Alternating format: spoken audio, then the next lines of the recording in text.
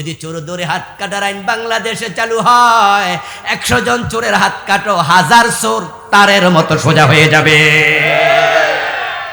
তারের মতো সোজা। এখন তো আমাদের দুদক ধরে, সরকার ধরে, মঈনুদ্দিন ফখরুদ্দিনের সরকার কত বড় বড় দুর্নীতিবাজ ধরছিল, চোর ডাকাত ধরছিল, এই সবগুলো বাইরে জেলে তো নাই এখন ওরা। এই যে সব বাইরে হইয়া গেল, এগুলো আগামীতে আবার এমপি হয়ে যাব না? তার মাঝে কমপক্ষে 50% এমপি হয়ে যাবে। ওরা বড় বড় রাগব বোয়াল, ওরা এসে আপনাদেরকে আবার সবক দেবে। যদি জেলে না দিয়া ফখরুদ্দিন কোরআনের আইনে হাতটা কেটে দিত মঈনুদ্দিন, তাহলে বেড়ার এমপি হইতে পারতো না। কারণ সে এসে জনসভায় হাত নাড়বে কেমনে? হাতে তো নাই। সে যে চোর, এটাই তার বড় সাক্ষী। আর 10-20টা বড় বড় চোর নেতার হাত কেটে দাও, আগামী 50 বছর কোন নেতা চুরি করতে সাহস করবে না। আর চুরি বন্ধ হয়ে যাবে, তর তর করে দেশে গিয়ে। যে রাস্তায় 1 কোটি টাকা বাজেট হয়, ওই রাস্তায় যদি 80 লাখ 85 লাখ টাকা খরচ করে, 15 লাখ টাকা ব্যবসা বাণিজ্য, যারা কন্ট্রাক্টর তাদেরও তো ব্যবসা লাগবে, 15 লাখ যদি ব্যবসায় যায়, 85 লাখ খরচ করে, ওই রাস্তাটা এত মজবুত হবে 15-20 বছরে আর করা লাগবে না। কিন্তু আমরা তো 1 কোটি টাকা বাজেট হলে শুরুতে 10% শেষ, মানে 90 লাখ টাকা পাবেন, 10 লাখ টাকা যে বাজেট করছে আইসে হে আনতে 10% শেষ। এরপরে নামতে নামতে নামতে নামতে খাইতে খাইতে, আরে আপনার এলাকার রাস্তা বানাচ্ছে কন্ট্রাক্টর, কন্ট্রাক্ট পাইছে, এর বাড়ি হলো ধরেন একবারে এই নরসিংদী শহর, রাস্তা হচ্ছে পলাশ, আপনি চলবেন রাস্তায়, আপনার এলাকার ফলান যে কি কইব জানেননি, কন্ট্রাক্টর সাহেব একাই খাইবেন, আমরা দিবেন না? তো কন্ট্রাক্টর বলবে কি রে বাবা, তো তোমরা কিতে দিতাম, চিনিনি আমরা কেডা, তাহলে কিন্তু কাজ বন্ধ। তো বেড়া কই ঠিক আছে, চা নাস্তা খাইও, ধরো 10,000 টাকা। ওলাফান কই ভিক্ষা দেন নাকি? 5 লাখ দেন, 5 লাখ, নয় কাজ বন্ধ। তো বেটা বাজেট হয়েছিল যাহা, সেখান থেকেই তো 5 লাখ দেবে, নিজে খাবে, ওরে দেবে, ইঞ্জিনিয়ারে দেবে, যারা দিছে ওরারে দেবে, দিতে দিতে থাকে আর 30 লাখ। তো 30 লাখের রাস্তা চামড়া উঠবো না? তো কার পায়ে কে কুড়াল মারলো? নিজের পায়ে নিজেরা মারতেছি, ঠিক কিনা?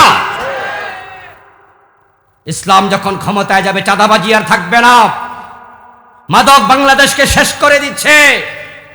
ইসলাম এস্টাবলিশ হলে আমরা 6 মাসে মাদক বন্ধ করে দেব। বাংলাদেশকে মাদকের ক্ষেত্রে আমরা জিরোতে নিয়ে আসবো। That is very easy. এর চেয়ে সহজ কোনো কাজ আর কোনো ক্ষেত্রে হয় না। মাদকের ব্যাপারে সহজ। 54 বছরে মাদক তারা বন্ধ করতে পারেনি, আমরা 6 মাসে করবো। ইসলামওয়ালারা এটা পারবে, কারণ কোন ইসলামওয়ালা নিজে মদ খায় না, এই জন্য মদের প্রতি তার কোনো আকর্ষণ নাই। আর যারা নিজেরা বিড়ি টানে, নিজেরা মাঝে মাঝে মদ খায়, হেরা মদ বন্ধ করব? প্রিয় ভাই, ইসলাম আসলে সুবিধা কি হবে জানেন? মদ এত সহজে কিভাবে বন্ধ করব আমরা? 1 নাম্বার, বাংলাদেশে কোনো মাদকের ফ্যাক্টরি নাই, আলহামদুলিল্লাহ পড়েন। এটা আমাদের জন্য গর্বের, আমরা গর্ব করি বলি। হেরোইন বাংলাদেশে বানানো হয় না, ফেন্সিডিল ইন্ডিয়া থেকে আসে, বাংলাদেশে বানানো হয় না।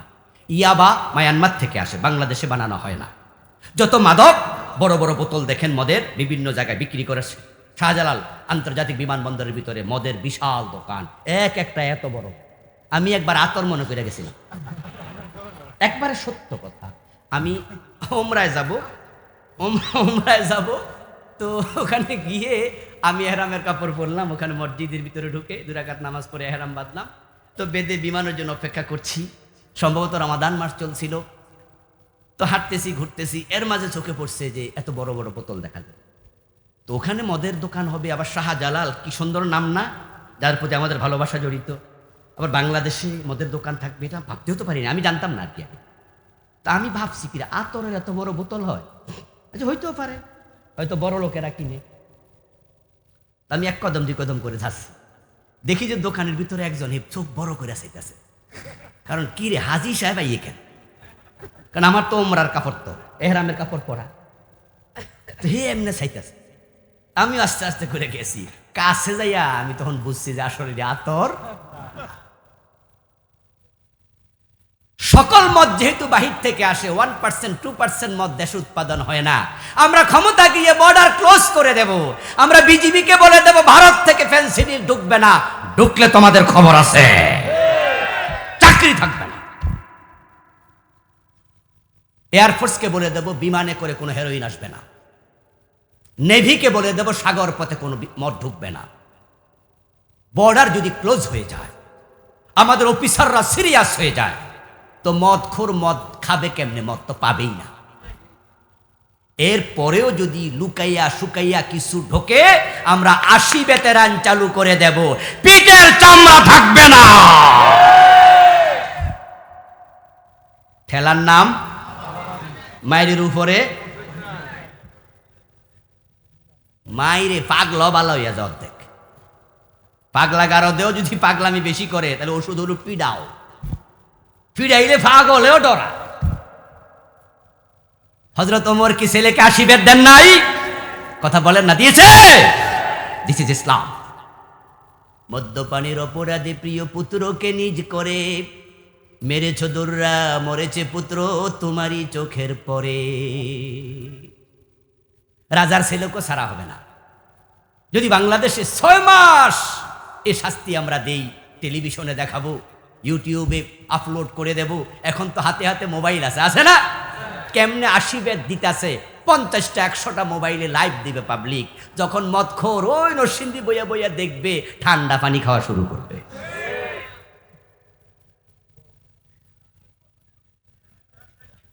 প্রিয় ভাইরা, লাল পানি আর খাবে না, সাদা পানি খাবে। এখন উনারা কেন করে না? এই কাজ তো উনারা করলে পারে। আমরা যেটা পারি তারাও তো এটা পারে। কেমনে করবে? কারণ হোটেল শেরাটনে, হোটেল সোনারগাঁতে উনাদের অনেকেই সেখানে বারে গিয়ে মদ খায়। ওই যে একটা টাকলা ছিল, বাকিরা আপনারা কইেন, আমি নাম কইলাম না। ওই টাকলা মিয়া মোবাইলে যে অডিওটা ফাঁস হলো, সেখানে তিনি একজন সিনেমার নায়িকাকে বলছেন যে এত নাম্বার রুমে চলে আসো, আমি আসি, যদি না আসো তাহলে পুলিশ পাড়ায় ধরে আনমু। তাহলে বোঝা গেল টাকলারা হিয়ানা যায় শুধু মদ খায় না, মেয়ে নিয়ে ফুর্তিও করে।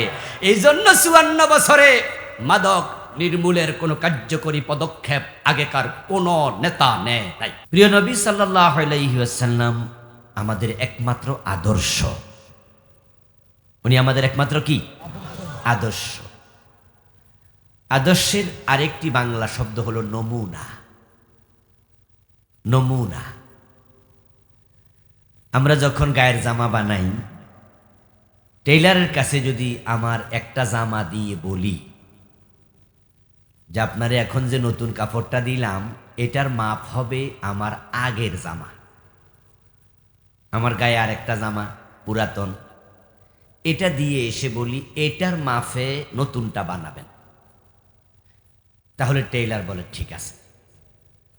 যখন টেইলার নতুন জামাটা বানায়, তখন আগের জামাটা নামায়,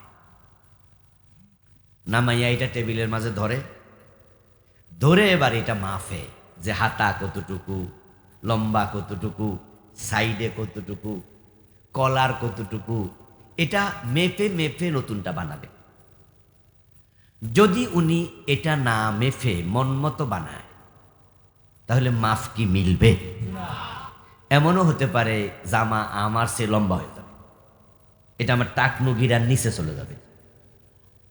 এমনও হতে পারে হাতাটা আমার যতটুকু লম্বা, উনি হয়তো বেশি করছেন না একটু কম করছেন। তখন আমি এবার টেইলারকে বলবো, আপনি আমার কাপড়টা নষ্ট করছেন কেন? আপনারা না বলছি যে এটার মতো হবে, কেন এরকম হলো না? ঠিক নবীজি সাল্লাল্লাহু আলাইহি ওয়াসাল্লামকে আল্লাহ আমাদের সামনে রেখে বলছেন, কুলিন কুনতুম তুহিব্বুনাল্লাহ ফাত্তাবিউনি। রাসূল, আপনি দুনিয়া সব মানুষকে বলুন, তোমরা যদি আল্লাহকে ভালোবাসতে চাও, তাহলে আমি নবী মুহাম্মদকে অনুসরণ করো, আমার লাইফ স্টাইল ফলো করো, আমি যেভাবে কথা বলি সেভাবে বলো। নবীজি কাউকে কষ্ট দিয়ে কথা বলতেন না।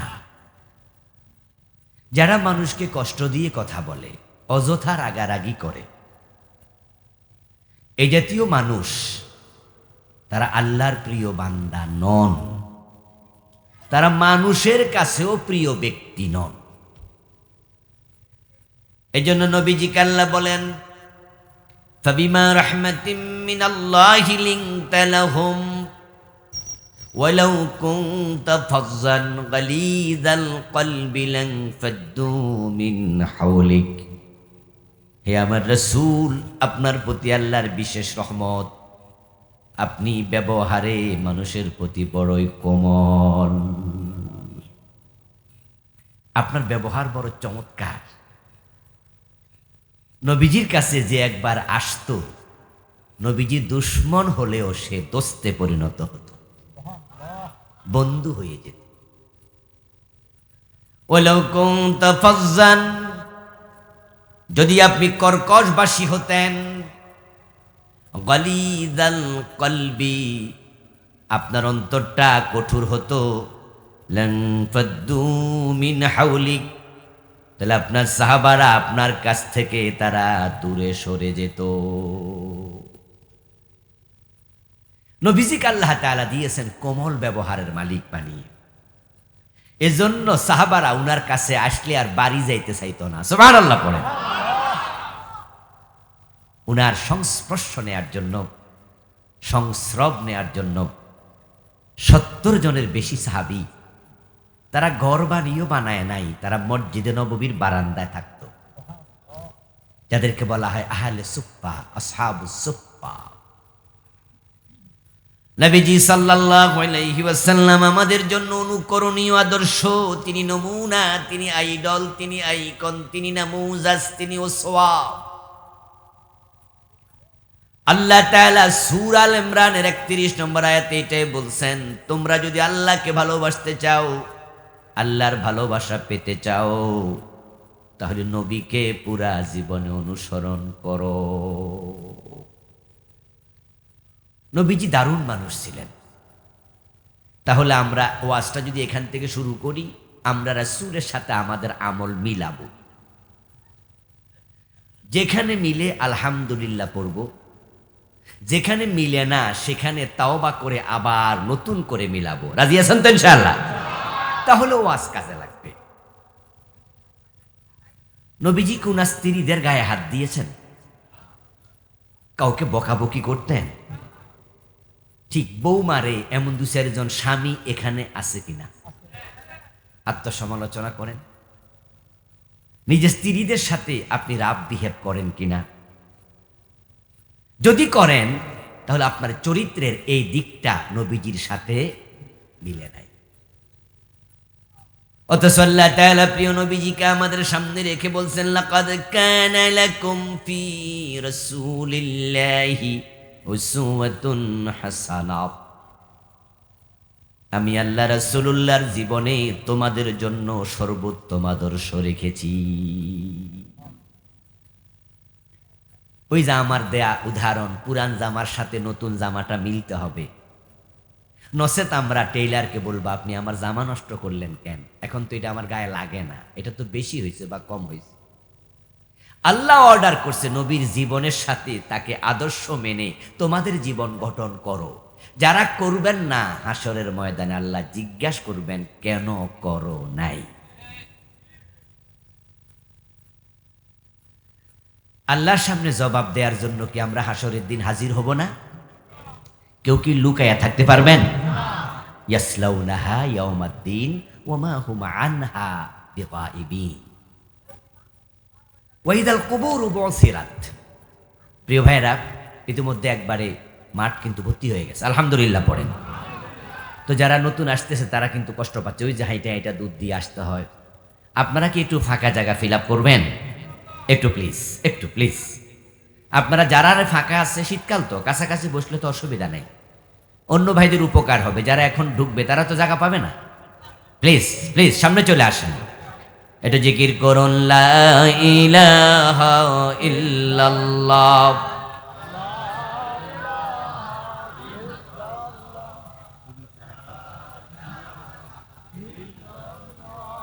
লা ইলাহা ইল্লাল্লাহ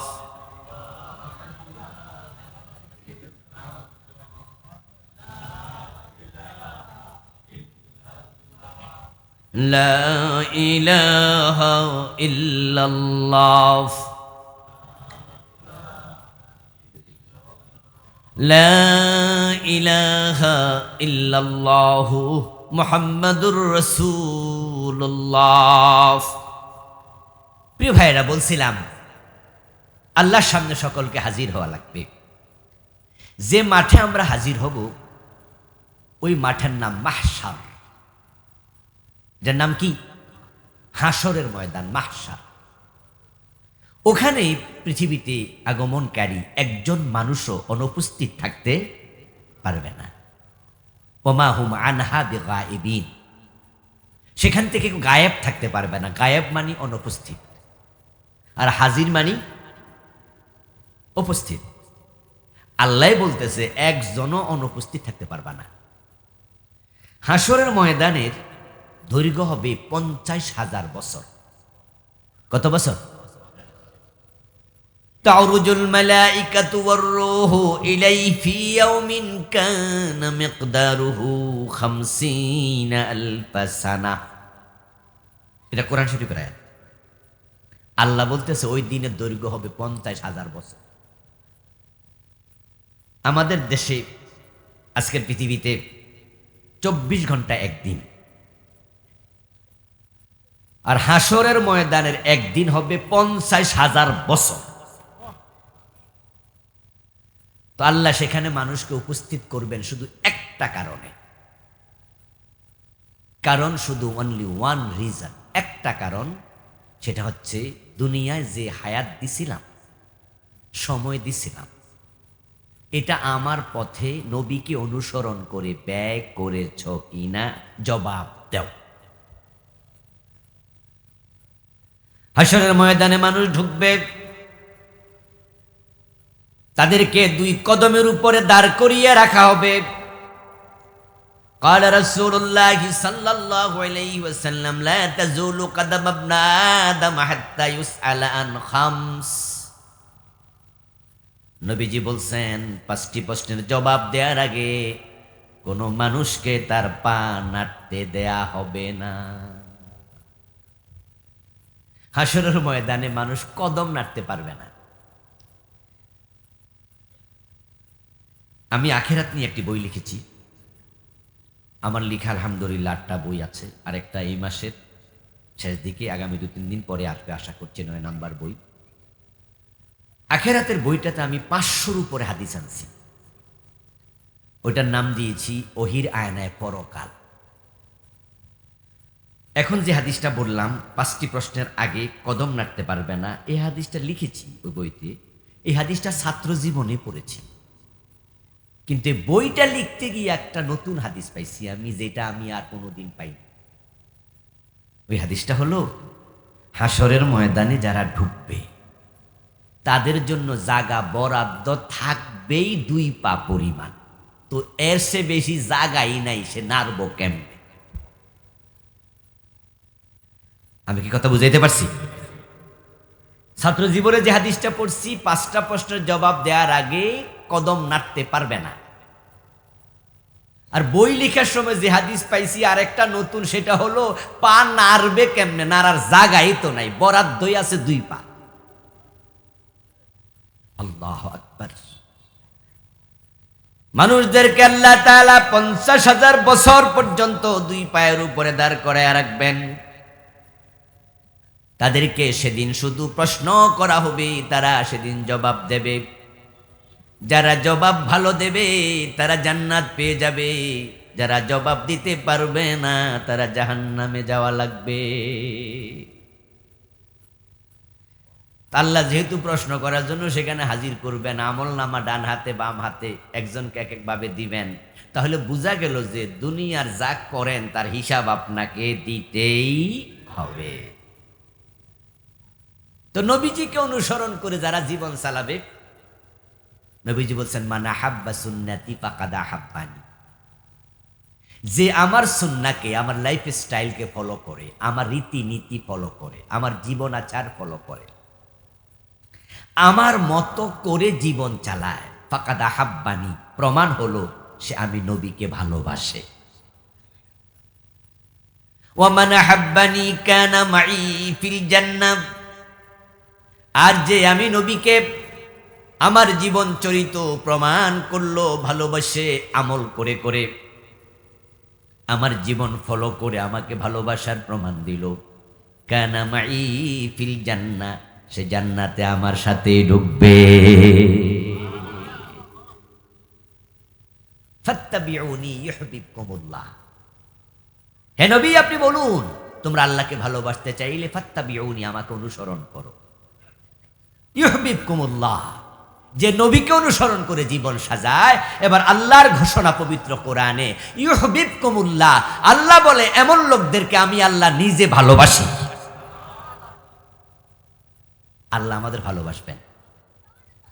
ওয়াগফির লাকুম যুনুবাকুম, আর যে নবীকে অনুসরণ করে জীবন চালাবে সেও মানুষ, মাঝে মাঝে কিছু ভুলচুক হয়ে যাবে, নবীকে অনুসরণ করে তাওবা করবে, আবার নতুন করে চলতে শিখবে, আল্লাহ তার আমল নামার গুনাহগুলোও মাফ করে দেবেন। নবীজি সাল্লাল্লাহু আলাইহি ওয়াসাল্লাম কর্কট ভাষী ছিলেন না, তিনি বড় মিষ্টি ভাষী ছিলেন। উনি স্ত্রীদেরকে কখনো বকা দেন নাই, গায়ে হাত তোলেন নাই। কিন্তু আপনি কর্কশ ভাষী, গালিগালাজ করেন, বকাবকি করেন। নবীজির চরিত্রের সাথে আপনি নিজেকে এখানে মিলান নাই, আপনি ভালো মানুষ না। অধীনস্থের সাথে ভালো ব্যবহার করা এটা নবীর সুন্নাহ। মা আয়েশা সিদ্দিকা রাদিয়াল্লাহু তাআলা আনহা বলেছেন, নবীজি আমাদেরকে এতটাই ভালোবাসতেন যে মাঝে মাঝে ঠিক গ্লাসের যে জায়গায় আমি মুখ লাগিয়ে পানি পান করতাম, নবীজি গ্লাস রাখার পরে ওই জায়গায় মুখ লাগিয়ে পানি পান করতেন। মাছ গোস্ত খেয়ে যখন হাড্ডিটা চুষে রাখতাম, নবীজি মাঝে মাঝে সেটা মুখে তুলে আরেকবার চুষতেন। কোনোদিন আমাদেরকে তিনি বকা দেন নাই। নবীজির একজন খাদেম ছিলেন, নাম ছিল আনাস বিন মালিক রাদিয়াল্লাহু তাআলা আনহু। উনি নবীজির 10 বছর সেবা করেছেন। হযরত আনাস বলেন, খাদিমতুন নবী সাল্লাল্লাহু আলাইহি ওয়াসাল্লাম 10 সিনিন, ফামা ক্বালা লি উফ ওয়ালা লিমা সানাত ওয়ালা আল্লা সানাত। আমি 10 বছর নবীজির খেদমত করেছি। 10 বছরে ছোট মানুষ, বয়স ছিল কম। নবীজির খেদমত যখন আনাস শুরু করেন, আনাসের বয়স ছিল 10। নবীজি যখন ইন্তেকাল করেন, হযরত আনাসের বয়স হয়েছে তখন 20। উনি 10 বছর খেদমত করেছেন। বলতেছেন, আমি ছোট মানুষ, আমার রাসূল করতে বলেছে ভুলে করিনি, করতে নিষেধ করেছে এমন কাজও মাঝে মাঝে ভুলে করে ফেলেছি, অথচ আমার রাসূল কোনোদিন আমাকে বিরক্ত হইয়া উপশব্দ বলেননি। ওয়ালা লিমা সানাতা ওয়ালা আল্লাহ সানাতা, কেন করেছো কেন করো নাই, আমাকে প্রশ্নটা পর্যন্ত রাসূল করেননি। উনি বড় ভালো মানুষ ছিলেন প্রিয় নবীজি। নবীকে অনুসরণ, জাস্ট আমি একটা উদাহরণ দিয়েছি, এটি ভালো ব্যবহার। এরপরে সামনে আমরা যাচ্ছি। পুরা জীবন রাসূলের সাথে মিলবে, তিনি উসওয়া, তিনি কদওয়া। নবীজি মাগরিবের ফরজ পড়েছেন কয় রাকাত? এত মানুষ, আওয়াজ কোথায়? আচ্ছা, আপনি যদি 4 রাকাত ফরজ মাগরিবের পড়েন, সওয়াব একটু বেশি হবে, ঠিক না? কি সমান সমান হবে নাকি বাতিল? 1 রাকাত নামাজ বেশি পড়ছেন, খারাপ কি? নামাজে না বেশি পড়ছেন। 1 রাকাত নামাজ বেশি পড়লে সূরা ফাতিহা একটু বেশি পড়ছেন, প্রতি অক্ষরে 10 নেকি, ঠিক না? 1 রাকাত নামাজ বেশি পড়লে একটা রুকু বেশি দিয়েছেন, 2টা সেজদা বেশি দিয়েছেন। তো রুকু সেজদা মিলে এত কমপক্ষে 3 3 9, 3 3 9 না, 9 বা তাসবিহ বেশি পড়ছেন। তো 1 রাকাত বেশি পড়লে তো সওয়াব বেশি পাওয়ার কথা। কিন্তু আমরা এখানে যতজন আছি, আমরা সবাই একমত যে মাগরিবের ফরজ 4 রাকাত পড়বে বুঝে শুনে, তাকে আল্লাহ 0 দেবে, 0 বাতিল বাদ। কারণ শুধু একটা, নবীর সাথে মিলে নাই। এবার কারো হাতে সময় কম, ব্যস্ততা একটু বেশি হতে পারে, ট্রেন ছেড়ে দেবে, তাই ট্রেন স্টেশনে মাগরিবের নামাজ পড়তে গেছে। কিন্তু ইমাম সাহেবের সাথে জামাতে নামাজ পড়া অবস্থায় অ্যানাউন্সমেন্ট হলো ঢাকাগামী ট্রেন চলে যাচ্ছে। এখন আপনি মাগরিবের 2 রাকাত পড়ে বসছেন আর তাহিয়াতু পড়তেছেন, মনে মনে ভাবতেছেন যদি আর 1 রাকাত পড়ি তাহলে তো ট্রেন মিস হয়ে যাবে, আল্লাহ তো সব দেখে, তাই আমি আজকে আপাতত 2 রাকাত সালাম ফিরাইয়া দিলেন, তাহলে সওয়াব হবে 66%, ঠিক না? আরে 3 রাকাতের আমি ভাগ করছি আর কি, 3 রাকাতের 33 করে ভাগ করলে 99 হয় না? তো আপনি তো 2 রাকাত পড়ছেন, এই হিসাবে 33 নাম্বার বাদ, তাহলে 66% সওয়াব পাইছেন। কত? 33% নাকি বাতিল? তো 2 রাকাত না পড়লেন, সমস্যা একটা, রাসূলের সাথে মিলে নাই। নবীজিকে অনুসরণ করা আমাদের জন্য এতটাই ম্যান্ডেটরি, যে এতটা আবশ্যক যে নবীর সাথে না মিললে আল্লাহ বেশিও নেয় না, কমও নেয় না। আপনি যুক্তি দেবেন যে বেশি না পড়ছি, অসুবিধা কি? যেমন আমাদের দেশে কিছু লোক আছে যারা আজানের আগে দুরূদ শরীফ পড়ে, আসসালাতু ওয়াসসালামু আলাইকা ইয়া রাসূলুল্লাহ, আজানের আগে দুরূদ পড়ে। এমন কিছু কিছু এলাকায়, কুমিল্লায় আছে, ঢাকা মোহাম্মদপুর এলাকায় আছে, চট্টগ্রামে আছে, এই এলাকায় আছে নাকি? সুবহানাল্লাহি ওয়া বিহামদিহি, লা হাওলা ওয়ালা কুওয়াতা ইল্লা বিল্লাহ। তাহলে এই ঝামেলা এই এলাকাতেও আছে, এই আজানের আগে দুরূদ শরীফ পড়তেছে, অথচ নবীজির মুয়াজ্জিন ছিলেন 2 জন, হযরত বেলাল, হযরত আবু মাহজুরা রাদিয়াল্লাহু তাআলা আনহুমা।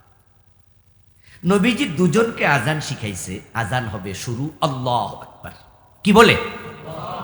আল্লাহু আকবার। নবীজি আজান শিখালেন আল্লাহু আকবার বলে। ও প্রিয় ভাই, আপনি আল্লাহু আকবারের আগে আসসালাতু ওয়াসসালামু আলাইকা ইয়া রাসূলুল্লাহ বলে দুরূদ শরীফ পড়লেন, হাদিসে তো নাই। আমরা তো কোনো হাদিসে পাই নাই যে আজানের আগে দুরূদ আছে। আমার রাসূল তো 2 জন মুয়াজ্জিনকে শিখাইছে আল্লাহু আকবার। এখন আপনি কেন দুরূদ শরীফটা ঢুকাইলেন? উত্তর হলো অসুবিধা কি, কামটা তো বালা। উত্তর হলো অসুবিধা কি, দুরূদ শরীফ পড়ছি, দুরূদ শরীফ তো ভালো জিনিস। তাহলে মাগরিবের ফরজ 4 রাকাত পড়ে আপনি কোন যে 1 রাকাত বেশি পড়ছি, নামাজ তো ভালো জিনিস। ওয়াজ কি বুঝতেছেন? আপনি যদি যুক্তি দেন যে মাগরিবের ফরজ 1 রাকাত বেশি পড়ছি, নামাজ তো ভালো জিনিস, আল্লাহ বলবে তোমার বালা ভালা না, আমার রাসূল করেছে যাহা তুমিও করবে তাহা, কমও করবে না বেশিও করবে না, করলে আমি আল্লাহর কাছে আমল বাতিল হয়ে যায়। তোমারটা বাদ।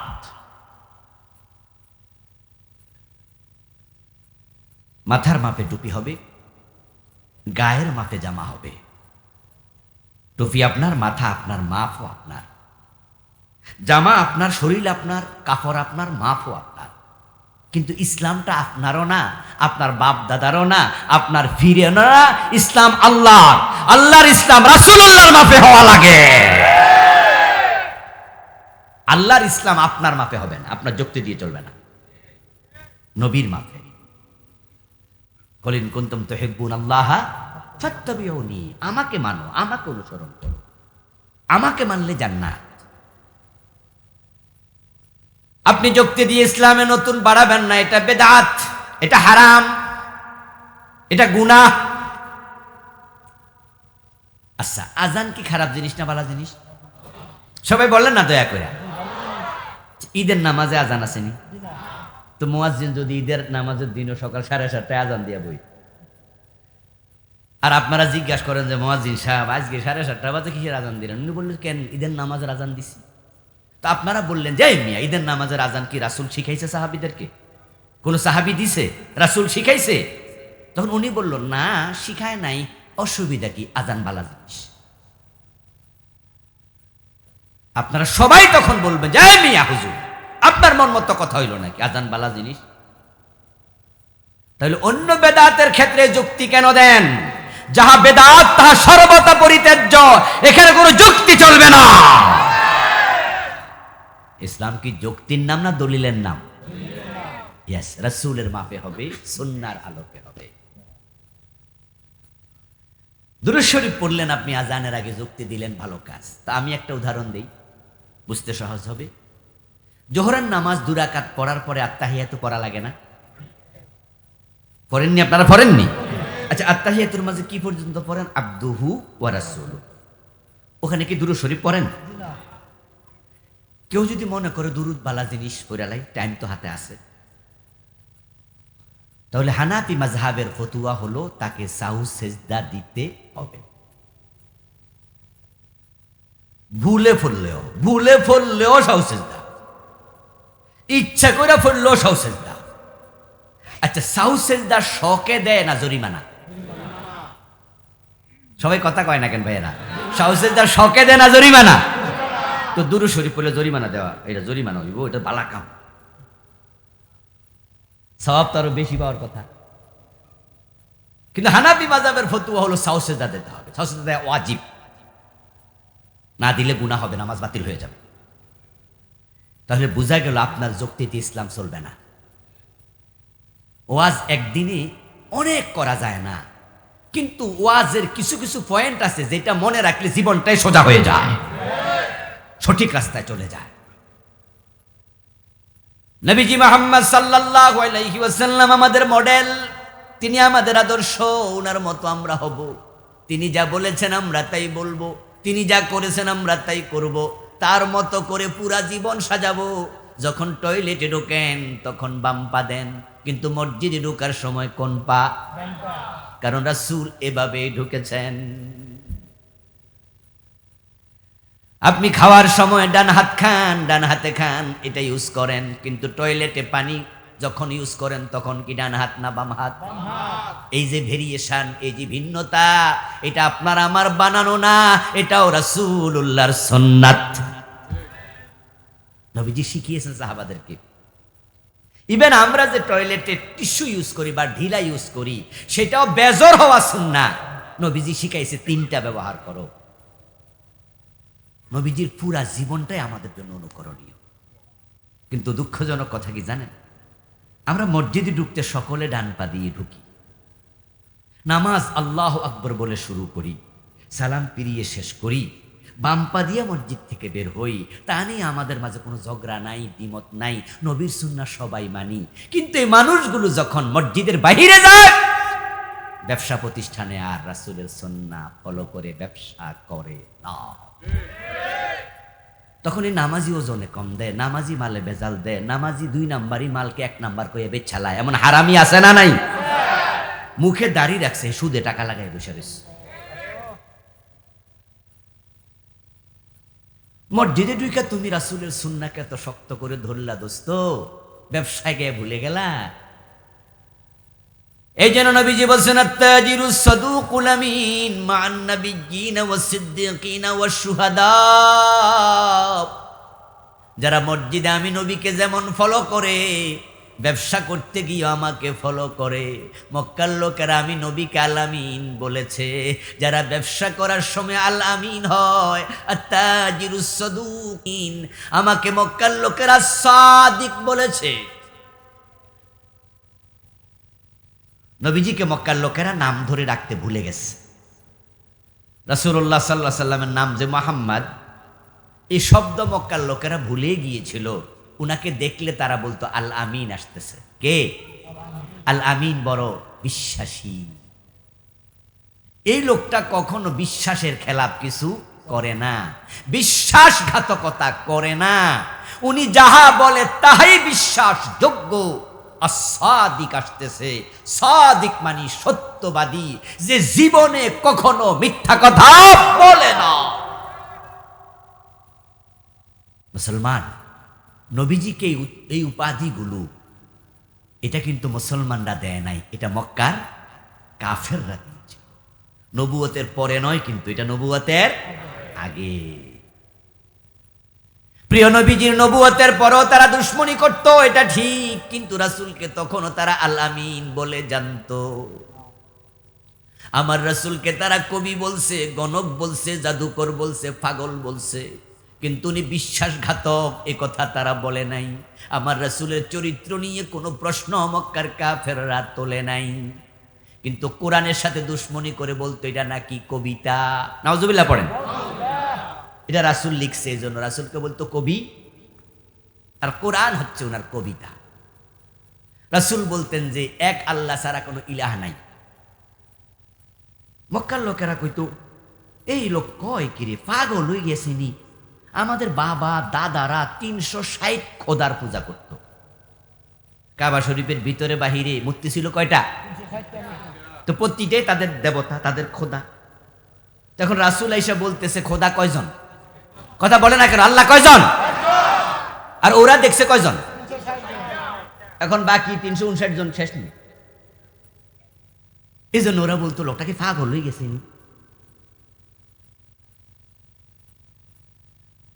তারা বলতো আব্দুল্লাহর বেটা মুহাম্মদ, তুমি যে বলতেছো আল্লাহ একজন, অথচ আমরা 360 জনকে পূজা করছি, আমার বাবা দাদা সবাই করছে, মাথা কি খারাপ হয়েছে নি তোমার? কিন্তু আমার রাসূলকে বিশ্বাসঘাতক বলে নাই। নবীজি মক্কায় 13টা বছর ছিলেন, তারা দুশ্মনী করেছে অনেক। আমার রাসূলকে তারা জেলে পর্যন্ত দিছে, পাথর মেরে তায়েফে রক্তাক্ত করে ফেলেছে। এরপরেও রাসূলের কাছে তারা টাকা পয়সা আমানত রাখতো তখনও। আজকে তো আমরা টাকা পয়সা ব্যাংকে রাখি, ঠিক না? লকারে রাখি। কিন্তু তৎকালীন যুগে তো জাতীয় ব্যাংক ছিল না। রাসূল যে রাতে হিজরত করেন, হিজরতের রাতে নবীজি সাল্লাল্লাহু আলাইহি ওয়াসাল্লাম তিনি হযরত আলীকে রাতের বেলায় ডেকে নিয়ে উনার বিছনায় শুইতে দিলেন। বলছে আলী তুমি আমার বিছনায় শুয়ে থাকো, আমি চলে যাচ্ছি হিজরত করে। এবং তিনি টাকা পয়সা উনার কাছে কাফেরদের যে টাকাগুলো গচ্ছিত ছিল, অন্যদের গচ্ছিত ছিল, মুসলমানদেরও ছিল, রাসূল আলীর কাছে বুঝাইয়া দিয়া গেলেন এই টাকার পোটলাটা অমকের, এটা অমকের, এটা অমকের। লক্ষ্য করে দেখেন তারা নবীজিকে দুশ্মনী করে, কিন্তু উনাকে তারা এখনো বিশ্বাস করে, বিশ্বাসঘাতক মনে করে না। আর আমার দেশের মানুষ মসজিদে গিয়ে নবীকে ফলো করে, ব্যবসায় গিয়ে ভুলে যায়। আর যে ব্যক্তি ব্যবসায়ের ক্ষেত্রে তাজের হবে, সদুক হবে, আমিন হবে, বিশ্বাসঘাতকতা করবে না, 2 নাম্বারি ব্যবসা করবে না, মানুষকে ঠকাবে না, ঠিকঠাক মতো ব্যবসা করবে, নবী বলেন তার হাসর হবে নবীদের সাথে, সিদ্দিকদের সাথে, শহীদদের সাথে।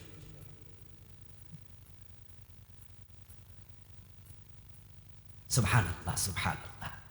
নবীজিকে ফলো করে জীবন সাজানো লাগবে। নামাজের ক্ষেত্রে আপনাদের মসজিদের ইমাম সাহেব উনি যদি মাগরিবের ফরজ 3 রাকাতের জায়গায় 2 রাকাত পরে সালাম ফিরায়, আমরা কি সালাম ফিরাবো না লোকমা দেব? লোকমা দিয়ে দেব। আচ্ছা ওই ইমামটা যদি আপনার নিজের বাবা হতো, ছাড় দিতেন? আচ্ছা ওই ইমাম যদি আপনার পীর সাহেব হতো, ছাড় দিতেন না। কারণ আপনি জানেন যে আমার রাসূল 3 পড়েছে, এখানে 2 গ্রহণযোগ্য না। আমার বাবা ভুল করছে, আমার বাবাকে লোকমা দেব। আমার ফির ভুল করেছে, আমার ফিরকে লোকমা দেব। আমার রাসূল ছিলেন যেমন, তার নামাজ ছিল যেমন, আমরাও হব তেমন, আমাদের ইবাদত হবে তেমন। আমার রাসূলকে ফলো করে মসজিদে নামাজ আপনি চালাচ্ছেন। কিন্তু রাসূল যখন রাষ্ট্রপ্রধান ছিলেন, মদিনার প্রেসিডেন্ট ছিলেন, তখন তিনি 10 বছর কোরআন দিয়ে মদিনা চালাইছে। আপনার বাংলাদেশ কোরআন দিয়ে কয়দিন চলেছে?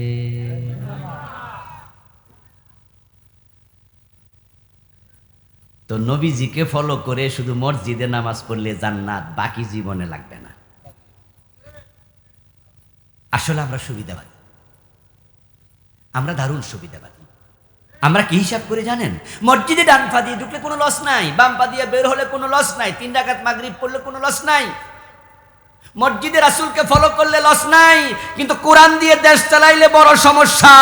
যারা সুদী ব্যাংকের মালিক তারা বোঝে তাদের ব্যাংক বন্ধ হয়ে যাবে, যারা সিনেমা হলের মালিক তারা বোঝে সিনেমা হল আর থাকবে না, যারা দেশের টাকা লুটপাট করে কানাডায় বেগম পাড়া বানায় তাদের হাত কেটে দেওয়া হবে, হাত আর থাকবে না।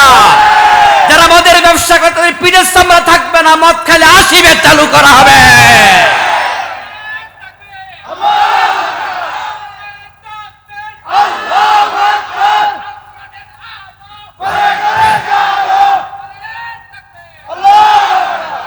আমার দোস্ত সমস্যা তো এখানে। নামাজ রোজার কথা কইলে কোনো সমস্যা নাই, কিন্তু যেই মাত্র বলবে নবীজির মতো দেশ চালাইতে হবে, তখনই দেখবেন আস্তে করে সইরা যায় কই এই হুজুররা শুধু রাজনীতি করে, ওই মাহফিল আইলো রাজনীতি করে। আরে দোস্ত, কষ্টের কথা কোথায় জানেন? যদি নবীজি রাজনীতি না করতেন আমরাও রাজনীতি করতাম না।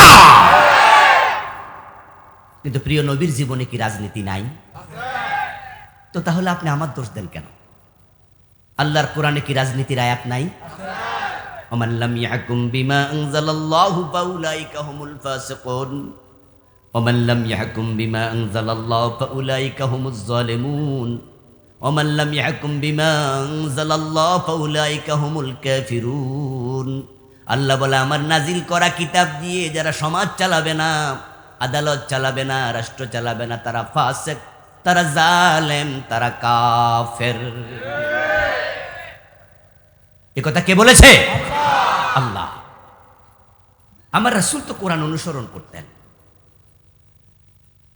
প্রিয় নবীজি সাল্লাল্লাহু আলাইহি ওয়াসাল্লাম কাল্লা বলে, কুল ইন আত্তাবিউ ইল্লা মা ইউহা ইলাইয়া ইন্নী আখাফু ইন আসাইতু রাব্বি আযাব ইয়াউমিন আযীম। হে নবী, আপনি উম্মতকে জানায়া দেন যে ওহী আমার কাছে নাজিল হয়েছে, ওটা মানতে আমি নবীও বাধ্য, এটা আমি অনুসরণ করতে বাধ্য। এরপরে আয়াতের শেষ অংশ কি জানেন? যদি আমি এই কোরআন না মানি, ওহির বাহিরে চলি, তাহলে আখেরাতের আযাবের ভয় আমিও করি। ওই যে সব মানুষের হাসরের ময়দানে দাঁড় করাই আল্লাহ প্রশ্ন করবে, নবীজিকে আল্লাহ বলে আমি আপনাকেও প্রশ্ন করব। কোরআনের বাহিরে যাবেন তো আপনাকে আমি সাথ দেব না। আচ্ছা, ইউনুস নবীর নাম শুনেছেন? হ্যাঁ, কোরআনে উনাকে সাহেবুল হুদ বলা হয়। আল্লাহ বলছে সাহেবুল হুদ, উনি মাছওয়ালা নবী। ইউনুস আলাইহিস সালামকে আল্লাহ মাছের পেটে রাখছে কয়দিন? 40 দিন। উনি কিন্তু নবী। আর আমরা তো কিচ্ছু না, নবীদের পায়ের ধুলাও না। ইউনুস আলাইহিস সালামকে আল্লাহ মাছের পেটে রাখলেন। এ বিষয়ে কোরআন মাজিদ আল্লাহ অনেকগুলো আয়াত আলোচনা করছেন। আবার নবী ইউনুসের সম্মান দিয়ে আল্লাহ ইউনুসের নামে একটা সূরাও নাজিল আছে না, সূরা ইউনুস। কোরআনে আল্লাহ ইউনুস নবীকে মাছের পেটে রাখার প্রসঙ্গে এক আয়াতে বলছেন, ফালাউলা আন্নাহু কানা মিনাল মুসাব্বিহিন লালাবিসা ফি বাতনিহি ইলা ইয়াউমিন ইউবাসুন। যদি ইউনুস মাছের পেটে তাসবিহ না পড়তো, লা ইলাহা ইল্লা আনতা সুবহানাকা ইন্নী কুনতু মিনাজ জালিমিন না বলতো, তাহলে ইউনুসকে আমি মাছের পেটে কিয়ামত পর্যন্ত বন্দী করে রেখে দিতাম।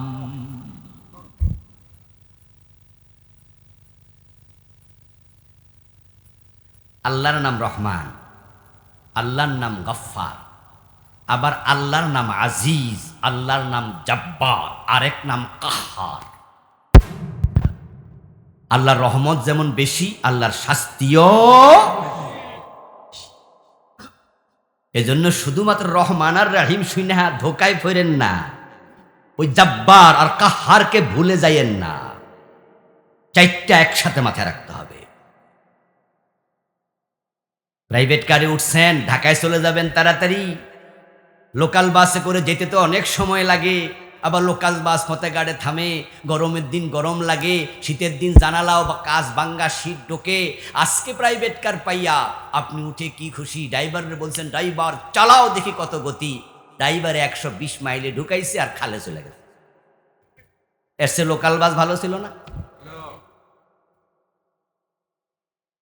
এজন্য গতি বেশি, এটা যেমন মাথায় রাখতে হবে, সতর্কতাও লাগবে, না হয় আরেক গাড়ির নিচে পয়রা ফিষ্ট হয়ে যাবে। আরেক গাড়ি তোমার পেটের ভিতরে ঢুকে যাবে, ট্রাকের নিচে চলে যাবে। এই জন্য সতর্কতা।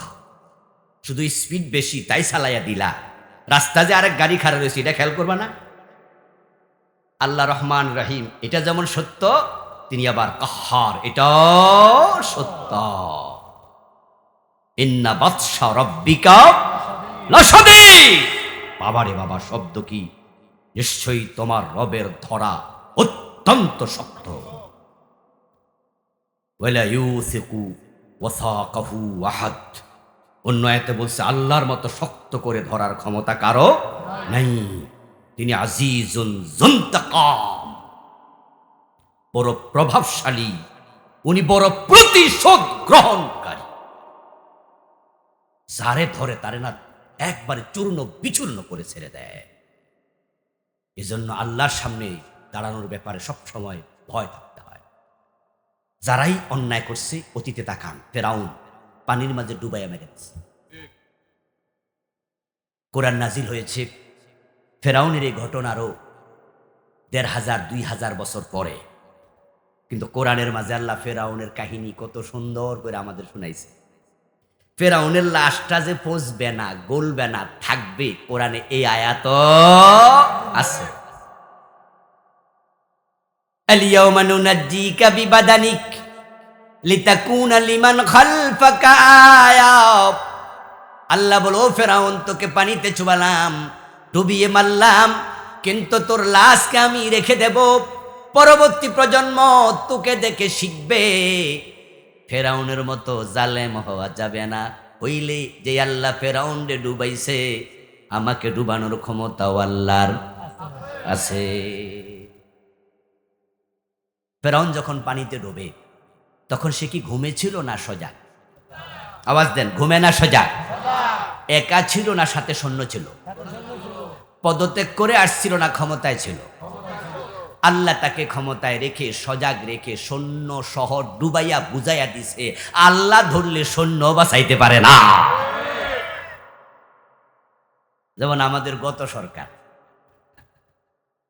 আল্লাহ যখন ধরছে তার সেনাবাহিনীও তাকে বাঁচাতে পারে নাই, এমন ভাবে পালাইছে দুপুর বেলা রান্না করা খাবার খেয়ে পালানোর সময় পায় নাই।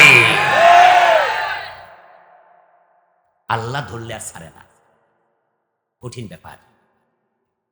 আমার প্রিয় ভাইয়েরা, নবীজি সাল্লাল্লাহু আলাইহি ওয়াসাল্লামকে আমরা ফলো করে জীবন সাজাবো, উনার মতো করে সাজবো, ঠিক উনার কদমে কদমে জীবনকে আমরা রঙিন করব।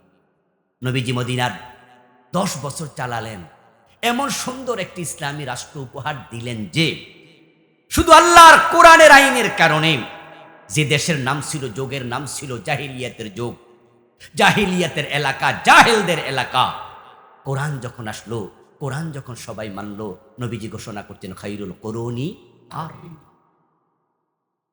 যে আমার যুগ এখন জাহিলিয়াতের যুগ নাই, এখন আমার যুগ পৃথিবীর সর্বশ্রেষ্ঠ যুগ। নবীজি সাল্লাল্লাহু আলাইহি ওয়াসাল্লামকে অনুসরণ করলে জান্নাত মিলে। এখন এই অনুসরণ যদি আবার সুবিধা মতো হয় তাহলে জান্নাত নয়। আমাদের সমস্যা হলো আমরা নবী মানি ততক্ষণ, সুবিধা আছে, অসুবিধা যেখানে, সুন্নাহ মানে না সেখানে। সুবিধাবাদ জিন্দাবাদে মোমেন হওয়া যায় না। মসজিদেও নামাজ পড়বেন, আবার সিনেমা হলও চালাবেন, দুইটা একসাথে চলবে নাকি? কিন্তু বাংলাদেশে এমন অনেক চলছে। আপনি খোঁজ নেবেন, এই যে সুদী ব্যাংকের মালিক, সুদী ব্যাংকের মালিক যারা, তারা অনেকেই এলাকার বড় বড় দানশীল। এবং আপনি খোঁজ নেবেন, গত সরকারের এমপি সুদী ব্যাংকের মালিক ছিল, মন্ত্রী সুদী ব্যাংকের মালিক ছিল। আগামী সরকারে যারা আসবে, যদি ইসলামী সরকার না হয়, যদিও আমরা এবার স্বপ্ন দেখছি আগামীর বাংলাদেশ হবে ইসলামের বাংলাদেশ ইনশাআল্লাহ, যদি এর ব্যতিক্রম কিছু হয় তাহলে যে সরকার আসবে 54 বছর যেমন চলছে এমনি চলবে। এই সরকারের এমপিদের মাঝেও মন্ত্রীদের মাঝেও সুদী ব্যাংকের মালিক থাকবে। এবার ওই এমপি, যে এলাকার এমপি, ওই এলাকার বড় মসজিদে ওনার নাম নাই, উনি হয়তো সভাপতি, না হয় তিনি উপদেষ্টা, সিনেমা হলের মালিক, এলাকার বড় লোক, এলাকার মসজিদে 2 টন রড একা দিয়ে দেয়, 5 টন রড দিয়ে দেয়, একটা ছাদ একা বানায়। মসজিদে গিয়ে উনি দান সৎকা করে কি বুঝাইতে চায় যে আল্লাহ, সিনেমা হলের টাকা হারাম এটা ঠিক, তবে আমি তো একা খাই নাই, তোমার মসজিদেরও কিছু, এই যে 5 টন রড আমি একা দিয়ে দিলাম। সুদখোর টাকা দিয়া মসজিদে হে বুঝাইতে চায় আল্লাহ রে, আল্লাহ সুদ খাওয়া হারাম কথা ঠিক, তবে আমি কিন্তু একা।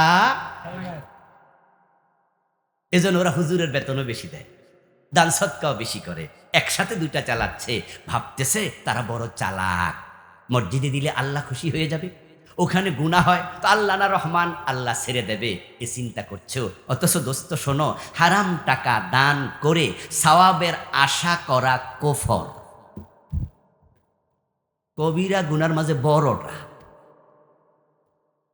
হারাম টাকা দান করে সওয়াবের আশা করা নিষেধ, জান্নাত তরফরের কথা। রাস্তায় একটা মানি ব্যাগ পড়ে আছে, আপনি ভাবলেন যে রাস্তায় যদি মানি ব্যাগটা পড়ে থাকে তাহলে এখন ট্রাক যাবে, বাস যাবে, এর নিচে মানি ব্যাগটা পড়বে, জরুরি কাগজ থাকলে ছিঁড়ে যাবে, টাকা পয়সা থাকলে ছিঁড়ে যাবে, নষ্ট হবে, বৃষ্টি হতে পারে আকাশ থেকে। বরং মানি ব্যাগটা আমি একটু রাখি, দেখি যে মালিক তাকে খুঁজে পাই কিনা। আপনি মানি ব্যাগটা নিলেন, 2 মাস 3 মাস চলে গেল, এলান করলেন, ফেসবুকে দিলেন, জানাইলেন, কোনো মালিক নাই। এক পর্যায়ে আপনি মানি ব্যাগটা খুলে দেখেন সেখানে 10,000 টাকা আছে। হুজুরের কাছে মাসালার জন্য গেলেন, হুজুর 2 3 মাস 4 মাস 6 মাস চলে গেল, মালিক তো নাই, মনে হয় আর মালিক পাবো না, 10,000 টাকা কি করব?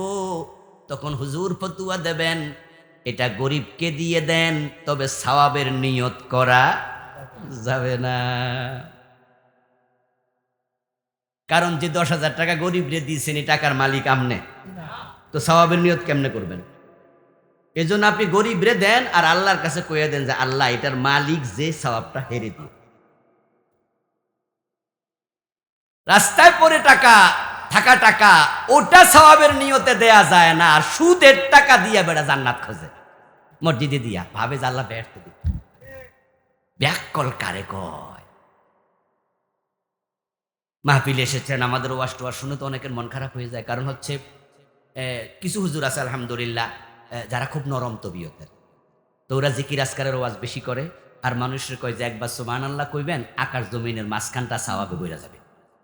তো জিকির আজকার, তাসবিহ, তাহলিল, নামাজ কারাম এগুলো নিয়ে ওয়াজ করছে 1.5-2 ঘন্টা, মুসল্লিরাও খুশি হয়েছে। এই হুজুর কত বালা, ডাইরেক্ট বেহেশতে ঢুকাই দিয়া গেছে। কিন্তু আমরা যারা ঝামেলাওয়ালা হুজুর, আমরা বলি না এত সহজে জান্নাত পাওয়া যায় না। এত সহজে জান্নাত পাওয়া গেলে নবী ইব্রাহিমকে অগ্নিকুণ্ডে নিক্ষিপ্ত হওয়া লাগতো না। তিনি নমরুদের বিরুদ্ধে মাথা তুলে দাঁড়িয়েছেন, দাঁড়ান নাই। অন্যায় দেখলে আপনি চুপ থাকবেন, তাসবিহ পড়বেন, জান্নাত পেয়ে যাবেন, তা নয়।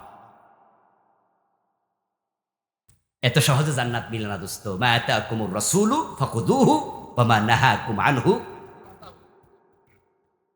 ইন্না বাতশা রাব্বিকা লাশাদীদ। তোমার রবের ধরা বড় শক্ত, তাই রবের ধরাকেও ভয় পাও, হিসাব তিনি নেবেন। এই জন্য জীবন চলতে গিয়ে হিসাব করে করে চলেন। হাসিবু আনফুসাকুম ক্বাবলা আন তুহাসাবু ওয়াজিনু আনফুসাকুম ক্বাবলা আন তুজানু। হযরত ওমরের হাদিস, এটা হাদিসে মাওকুফ, সাহাবীর হাদিস। ওমর বলতেন, আল্লাহর সামনে হিসাব যেহেতু দিতে হবে, তাই তার কাছে হিসাব দেওয়ার আগে নিজের হিসাব নিজে করো। আল্লাহ তাআলার কাছে যেহেতু আমলের ওজন হবে, তাই ওজন ওখানে হওয়ার আগে নিজের আমলের ওজন নিজে করো। হাসরের দিন যে মানুষগুলো ডান হাতে আমল নামা পেয়ে বিনা হিসাবে জান্নাতে ঢুকে যাবে, ওই মানুষগুলো ডান হাতে আমল নামা পাওয়ার সাথে সাথে ইয়াকুলু হাবু মুকরাউ কিতাবি ওয়া আম্মা মান উতিয়া কিতাবাহু বিয়ামিনিহি ফায়াকুলু হাবু মুকরাউ কিতাবিয়া ওয়া আম্মা মান উতিয়া কিতাবাহু বিয়ামিনিহি ফাসাউফা ইউহাসাবু হিসাবান ইয়াসীরা ওয়া ইয়ানকালিবু ইলা আহলিহি মাসরুরা। আনন্দে লাফাতে থাকবে। স্কুল কলেজের রেজাল্ট হলে A+ পাইলে পোলাপান যেই লাভ মারে, কিছু কিছু স্কুল কলেজ আছে ডোল তবলা পর্যন্ত পিটানো শুরু করে। নটেরডাম ওই যে আপনার হোলি ক্রস কলেজ, যেগুলো ধরে না, ইসলাম তো আর শিখায় না ভালো কইরা, এই জন্য হেরা ডোল তবলা মনে কিনা রাইকে দিছে। যখন রেজাল্টের দিন আসবে পোলাপানকে দিয়ে দেয়। রেজাল্ট ভালো হইলে কি নাচানাচি, পত্রপত্রিকা আসে, এগুলো টেলিভিশনে দেখেন, কি লাভ দিছে, A+ পাইছে। আরে ভাই A+ পাই না চাকরি পায় না, এমন ঘটনা বাংলাদেশে নাই? দুনিয়ার প্লাস পাইয়া যদি এত আনন্দিত হয়, ডান হাতে আমল নামা পাইয়া কত আনন্দিত হব। ইয়ানকালিবু ইলা আহলিহি মাসরুরা, সে তার পরিবারকে হাসরের ময়দানে খুঁজে বেড়াবে। আমার বাবা কই, মা কই, স্ত্রী কই, সন্তান কই। আমল নামা পাওয়ার আগে শুধু কেউ কাউকে দেখলে পালাতে থাকবে, কিন্তু ডান হাতে আমল নামা পাইলে আর পালাবে না, বরং আপনজন যাকে চিনে সামনে পাবে। ফায়াকুলু হাবু মুকরাউ কিতাবিয়া, সামনে পেলে বলবে দেখো আমার আমল নামা পড়ো, কত সুন্দর আল্লাহ ডান হাতে দিছে, আমার জান্নাতে যাওয়ার ঘোষণাও দিছে। এই কথা শুনে আপনজনেরা তারে প্রশ্ন করবে। ক্লাসমেট, একই স্কুলে পড়ছে, মুসল্লি, একই মসজিদে নামাজ পড়ছে, একই বাজারে খরচা খাইছে, কিন্তু সে হাসরের ময়দানে দাঁড়ায় আছে, নড়াচড়া করতে পারতেছে না। আর এই বেটা লাফাইতাছে ডান হাতে আমল নামা পাইয়া। তারা জিজ্ঞাসা করবে তুমি কেমনে আমল নামা পাইলা? উত্তরটা কি হবে সেটাও আল্লাহ কোরআনে বলছে। সে জবাব দেবে ইন্নী জনান্তু আন্নী মুলাকিন হিসাবিয়া। সে জবাব দিয়ে বলবে দুনিয়ায় যখন আমি চলেছি আমি জানতাম যে আল্লাহর সামনে আমাকে হিসাব দিতে হবে। এই হিসাব দেওয়ার চিন্তা সবসময় আমি টেনশনে থাকতাম, অন্যায় করতাম না, নবীজির জীবন ফলো করে আমার জীবন সাজাইতাম। প্রিয় ভাইয়েরা আমার, আমরা তো সুবিধাবাদী, অসুবিধা দেখলে আমরা ইসলাম আর মানতে চাই না। যেই সমস্ত লোকেরা কোরআনের আইনে দেশ চলবে এই কথা বলার কারণে আমাদেরকে উল্টা বলে হুজুররা ধর্ম নিয়ে ব্যবসা করে। ধর্মীয় রাজনীতি আর ধর্ম নিয়ে ব্যবসা এক জিনিস? আপনি কি ভাবছেন? আপনি ভাবতেছেন যে নির্বাচনে সকল প্রার্থী ভোট পায়, কর্মীরা ভোটাররা ভোট দেয়, সবাই মিছিল করে, সবাই ভোট চাইতে যায়, সবাই এমপি হয়, মন্ত্রী হয়, এজন্য সব বুঝি সমান, দেখতে একরকম, আসলে একরকম না। আমার চিন্তা হচ্ছে একটা, আপনার চিন্তা ভিন্নটা। আমার চিন্তা হচ্ছে কোরআনকে ক্ষমতায় নেয়া, কোরআন দিয়ে দেশ চালানো। আর আপনার চিন্তা হচ্ছে পকেট ভারী করা, পেট মোটা করা।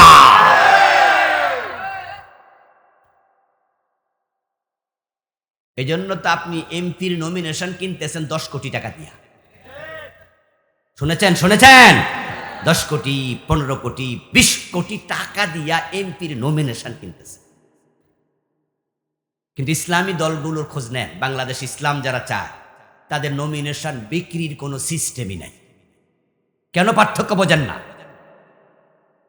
নমিনেশন বিক্রির সিস্টেম নাই কেন? কারণ যেই লোকটা এমপি হবে সে আপনার টাকা দিয়ে কেন নমিনেশন কিনবে? যদি টাকা দিয়ে নমিনেশন কিনে তাহলে টাকা কামানোর ধান্দা তার থাকবে। বাংলাদেশে একজন এমপির বেতন কত টাকা? গুগলে টিপ দেন, এসে যান। 1.5 লাখ টাকার বেশি নয়। 1.5 লাখ টাকা যদি মাসে বেতন হয়, একজন এমপির 1 বছরের বেতন হলো 18 লক্ষ টাকা। 5 বছর এমপি থাকবে, তার বেতন পাবে সে 90 লক্ষ টাকা। 5 18 কি ভাই, অঙ্ক কি আমিও দুর্বল, আপনারাও দুর্বল নেই? 5 18 কত? মাসে 1.5 লাখ টাকা এমপির বেতন যদি হয়, 5 বছরে 90 লাখ টাকা সে পাবে বেতন। কিন্তু টিকিট কিনছে 10 কোটি টাকা দিয়া, তো বাকি 9 কোটির কি খবর?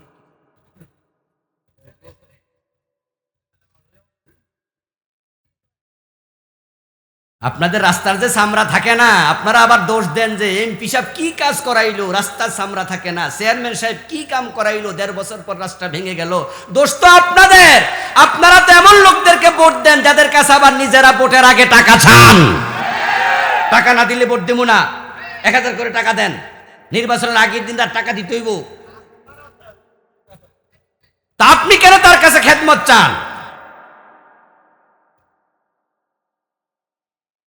একজন পুলিশের এসআই হওয়ার আগে 10 লাখ টাকা ঘোষ কেন নিতে হবে? পুলিশের এসআই হওয়ার জন্য 30 লাখ টাকা ঘোষ দিয়েছে এমন রেকর্ড গত সরকারের সময় আমি জানি। 30 লাখ টাকা দিয়ে এসআই হয়েছে। এবারের বেতন কত? মাত্র এসআই এর বেতন কত? যারা 1 ক্লাস কর্মচারী তাদের বেতন শুরু হয় 22,000 টাকা দিয়া। যারা ফার্স্ট ক্লাস জব করে, বিসিএস ক্যাডার বলছে, ওদের টাকা হলো 22,000 স্কেল। সর্বসাকুল্যে সেটা 40,000-এর কম বেশি। তো এসআই তো ফার্স্ট ক্লাস জব করে না, তার চাকরির র্যাঙ্ক তো আরো নিচে, তার বেতন হবে ধরেন 30,000 35,000, 30,000 টাকার জন্য সে 30 লাখ টাকার ঘুষ দিছে। এখন আমনে হিসাব করেন এই টাকা তুলবো কবে চাকরি করে। এই জন্য যখন বেটা এসআই হয় তখন থেকে সে আগ থেকে জিব্বা শান দেয় কত খামু, দাঁতে শান দেয় কত কামড়ামু। ওর কাছে সেবার আশা কেন করেন? এই দেশটা ক্রাইমের কারণে শেষ হয়ে গেছে। এই জন্য কোরআনের দিকে আগে যাও, দেশে আর কোনো অপরাধ থাকবে না, দুর্নীতি থাকবে না। নবীজি আমাদেরকে এমন সমাজ উপহার দিয়েছিলেন বটে। ইসলাম মানে সুন্দর, ইসলাম মানে নিরাপত্তা, ইসলাম মানে শান্তি, ইসলাম মানে আত্মসমর্পণ।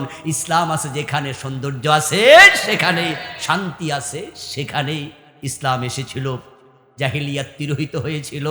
হযরত ওমরের সময় আমরা শুনেছি অদ্য দুনিয়ার সম্রাট ওমর গাছতলায় একা একা ঘুমিয়ে থাকতেন, কোনো বডিগার্ডের প্রয়োজন হতো না।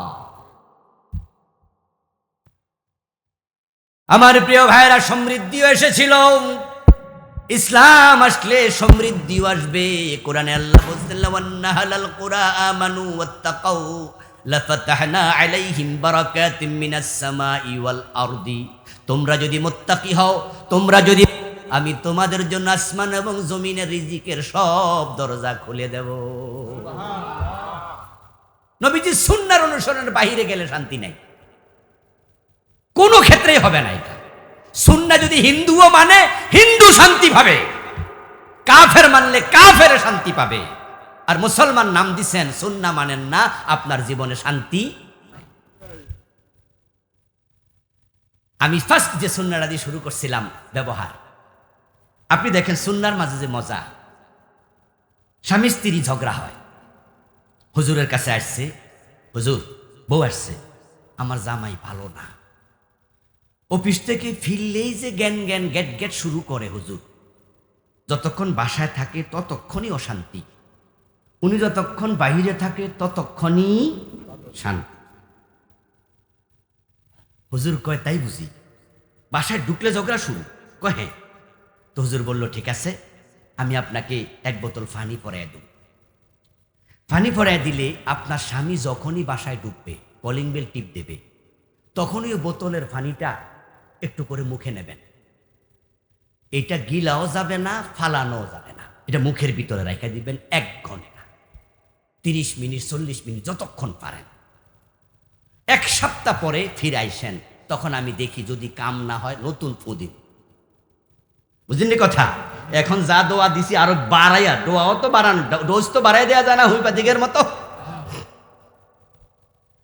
তো এখন মহিলা ফরাফানি বাসায় নিল, যেই মাত্র স্বামী বাসায় ঢোকে তখনই মনে পড়ে যায় যে এখনই তো লেগে যাব, 1 ঢোক মুখে নেয়। তো স্বামী এসে ঘর গোছানো পাইলে বা যে কোনো বিষয় খারাপ, যে জানিয়ে নিয়মিত ঝগড়া টগড়া হতো, এ বিষয়ে কথা বলা শুরু করে, এই ঘর গোছানো কেন, এটা কেন, ওটা কেন। কিন্তু মহিলা ভাবে কথা কইতে গেলে তো পানিটা পড়ে যাব, আর হুজুর তো কইছে পানি গিলাও যাবে না, ফালানোও যাবে না। তো এখন তো কথা কইলে তো পানি পড়ে যাব। তো মহিলা কিছু কয় না, চুপ করে আছে। তো স্বামী 2 মিনিট 3 মিনিট 5 মিনিট হইচই করে, আচ্ছা একা একা ঝগড়া করা যায়? আচ্ছা একা ঝগড়া জমিন, এটা জমার ব্যাপারও তো আছে। এখন মহিলা যখন কথা বলে না, স্বামী কিছুক্ষণ পরে আর ঝগড়া করে না, দূর কারে কইতেছে, কিন্তু কিছু কয় না, থাকা শেষ। মহিলা যখন কথা বলা বন্ধ করে দিল, স্বামীর সাথে এরকম আর হটটক হয় না। 1 সপ্তাহ পরে দেখতে পায় যে স্বামীও আগের মতো আর ঝগড়া করে না। মহিলা হুজুরের বাড়ি যাওয়ার সময় কয়েক কেজি আম, আপেল, আঙ্গুর নিছে, হুজুর আপনার মতো আল্লাহর ওলি এলাকায় নাই, আপনার ফানি ফরা কাজ হইছে। হুজুর বলতেছে কি কাজ হইছে?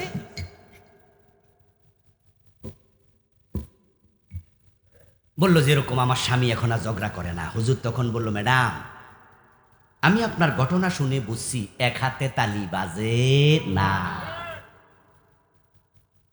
এজন্য আমি আসলে সূরা ফাতিহা পড়ি নাই, শুধু পানি দিছি। এর মানে আপনার মুখ বন্ধ করাইছি। যখন আপনার মুখ বন্ধ হয়ে গেছে তখন উনারও মুখ বন্ধ হয়ে গেছে। এটাই হচ্ছে বাস্তবতা। আপনি যখন চুপ থাকবেন তখন আর ঝগড়া হবে না। আপনার ব্যবহার যখন কোমল হবে তখন আপনার প্রতি কেউ অসন্তুষ্ট হবে না। নবীজি সাল্লাল্লাহু আলাইহি ওয়াসাল্লামকে অনুসরণ করে দেশ চালাইলে শান্তি কেমনে ওমরের যুগে আমরা দেখেছি। হানাহানি মারামারি কিচ্ছু নাই। নবীজির ইন্তেকালের পর আবু বকর ক্ষমতায়, সিদ্দিক আকবর রাদিয়াল্লাহু তাআলা আনহু যখন খলিফা হলেন তখন প্রখ্যাত কারি সাহাবী হযরত উবাই বিন কাব রাদিয়াল্লাহু তাআলা আনহু হযরত ওমর সহ আবু বকরের কাছে আসলেন। এসে বলছে, আবু বকর আপনি এখন মদিনার খলিফা, প্রেসিডেন্ট, পুরা রাষ্ট্র আপনার সামলাতে হবে, আমরা আপনাকে হেল্প করতে চাই। আবু বকর সিদ্দিক বললেন যে কিভাবে আপনারা হেল্প কিভাবে করতে চান? উবাই বিন কাব বলে, টাকা পয়সার যত লেনদেন হবে, বাইতুল মালে জমা হবে, গনিমত আসবে, রাষ্ট্রের জাকাত আসবে, ওসর আসবে, খেরাজ আসবে, টাকা পয়সা যা অর্থ মন্ত্রণালয়টা, এটা আমি দেখভাল করব। কোনো বিষয়ে আপনার সহযোগিতা লাগলে আপনাকে জানাবো, আর আপনার কথা ছাড়া 1 টাকাও ব্যাগ।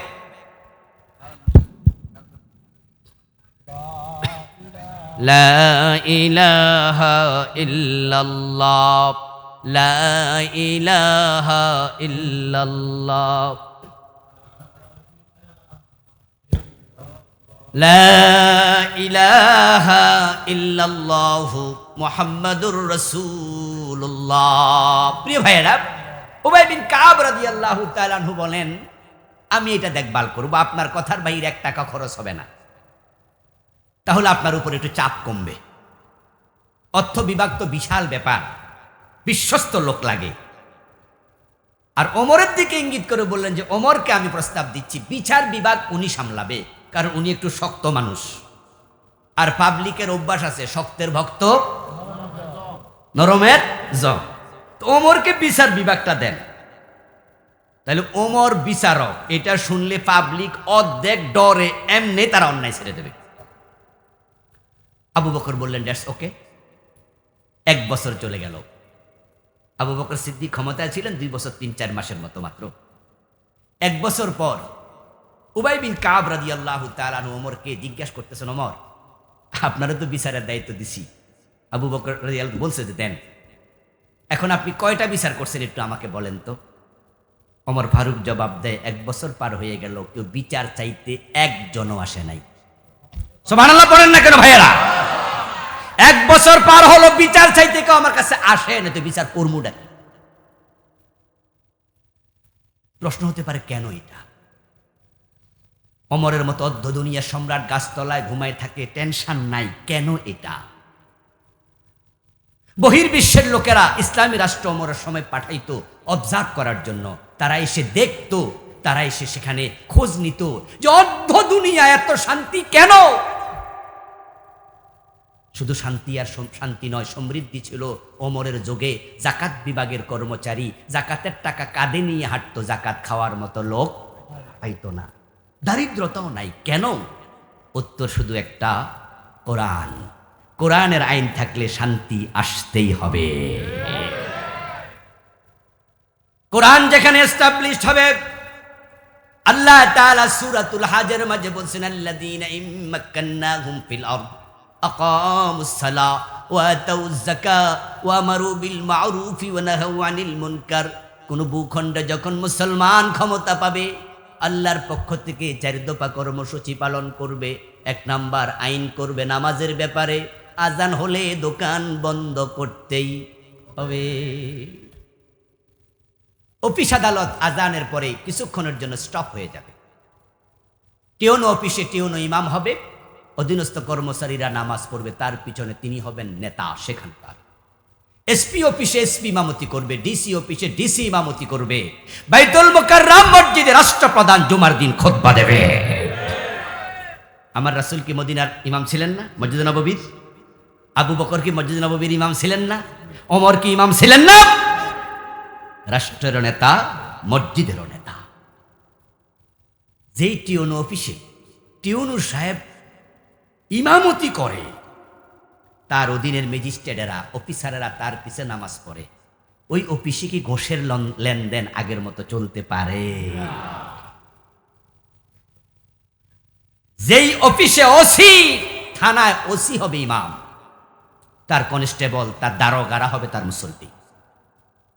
যেই থানায় ওসি ইমামতি করে, দারোগারা 5 ওয়াক্ত নামাজ পড়ে ওসির পিছনে, ওই থানাতে আর ঘোষের লেনদেন হবে না। ইসলাম কত সুন্দর। এরপরে জাকাত। ইসলামী অর্থনীতিতে জাকাতের ভূমিকা এতটা বেশি, এতটা চমৎকার, এই জন্য জাকাতকে ইসলামের মাঝের খুঁটি বলা হয়। ইসলামের খুঁটি হলো 5টা। 1 নাম্বার ঈমান, 2 নাম্বার সালাত, 3 নাম্বার হলো যাকাত। যদিও বাংলাদেশে 5 নাম্বারে আছে যাকাত। হাদিসে হলো বুনিয়াল ইসলামু আলা খামস, শাহাদাতি আন লা ইলাহা ইল্লাল্লাহ ওয়া আন্না মুহাম্মাদার রাসূলুল্লাহ, ঈমান, ওয়া ইকামিস সালাহ ওয়া ইতাইজ যাকাত। নামাজের পরেই যাকাত। নামাজের কথা যেখানে, কোরআনের প্রায় জায়গাতে জাকাতের কথা সেখানে, একসাথে জোড়া জোড়া। আকিমুস সালাহ ওয়া আতুজ যাকাত, আকামুস সালাহ ওয়া আতাউজ যাকাত, ইকিমুনাস সালাহ ওয়া ইউতুনাজ যাকাত। এইভাবে নামাজ যাকাত, নামাজ যাকাত, নামাজ যাকাত। যাকাত 3 নম্বরে। আর বাংলাদেশের যে কোনো লোককে আপনি প্রশ্ন করুন, জেনারেল শিক্ষিত যদি হয়, বা ইসলামের খুঁটি কয়টা, বলবে 5টা। কি কি? নামাজ, রোজা, হজ, যাকাত। যাকাত কয় নাম্বারে নিছে? যদি চান্স পাইতো, মানে আরো ধাক্কায় আরো সরাই। যাকাতকে কেন মাঝে আনছে? আরব দেশে যারা থাকতো তাঁবুতে, তাঁবুর 4টা খুঁটি চারদিকে, মাঝখানে থাকে একটা খুঁটি। তাঁবু যদি মাথা উঁচু করে দাঁড় করাতে চাও, ওই 4টার সে মাঝেরটার একটু উঁচু বানাও। আর যখন মাঝের খুঁটি উঁচু হবে, তাঁবু তখন শটান দাঁড়িয়ে যাবে। মাঝের খুঁটি ফেলে দাও, তাঁবু মুখ থুবড়ে পড়ে যাবে। ইসলাম যাকাতকে মাঝখানে এসেছে। যেই দেশে যাকাত প্রতিষ্ঠিত হয়, ওই দেশের মুসলমানরা মাথা তুলে দাঁড়ায় যায়।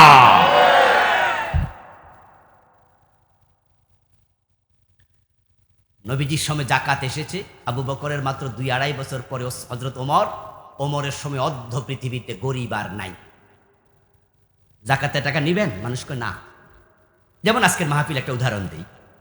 আজকের মাহফিলে যদি কেউ এসে মাইকে এলান করে যে আমার কাছে 10 লাখ টাকা আছে জাকাতের টাকা, আপনারা মাহফিল শেষে আমি এখানে টাকাটা দেব, জাকাতের টাকাগুলো নিয়ে যাবেন। আমরা যারা ধনী, আমরা কেউ 1 টাকা নেব? বেটা জোর করলে দেব নেবো?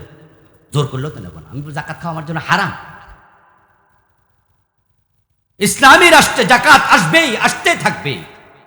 কিন্তু খাওয়ার লোক যদি প্রতি বছর 10,000 20,000 করে কমে, একটু কল্পনা করুন তো। বাংলাদেশে ধরে নেন কোনো জাকাত খাওয়ার লোক নাই, তখনও কি ধনীদের জাকাত দেয়া বন্ধ হবে? মাল আছে যতদিন, জাকাত ফরজ ততদিন। এখন জাকাতের টাকা যে আমরা জমা দিলাম সরকারের কাছে, আলাদা জাকাতের ব্যাংক হলো। জাকাত না দিলে আমরা আলাদা পুলিশ বাহিনী বানাবো। যেমন NBR এর পুলিশ আছে, দুদকের পুলিশ আছে, আছে না? দুদককে পুলিশ দেয়া হয়েছে, তোমরা যাও, যারা অন্যায় করছে ধরো। NBR টাকা ট্যাক্স না দিলে পুলিশ দিয়া ধরে নিয়ে আসে, মামলা দেয়। আমরা জাকাতের জন্য আলাদা পুলিশ বাহিনী বানাবো, জাকাতের জন্য আলাদা ব্যাংক বানাবো। ধনীরা জাকাত দিতে বাধ্য হবে, দারিদ্রতা কমতে থাকবে।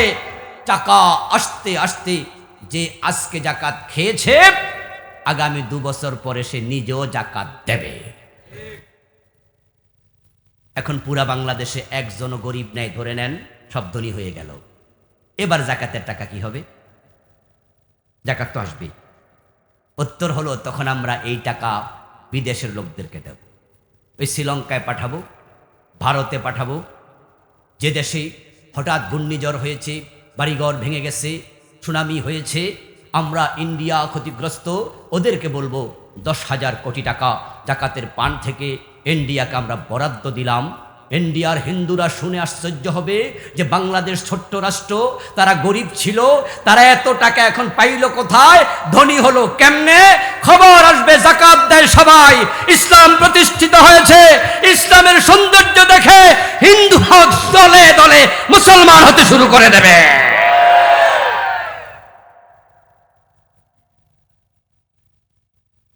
কিন্তু ইসলামী রাষ্ট্র না হইয়া এখন যদি জাকাত হেরারে দেন, হেরা খাইয়া বয়ে থাকবে।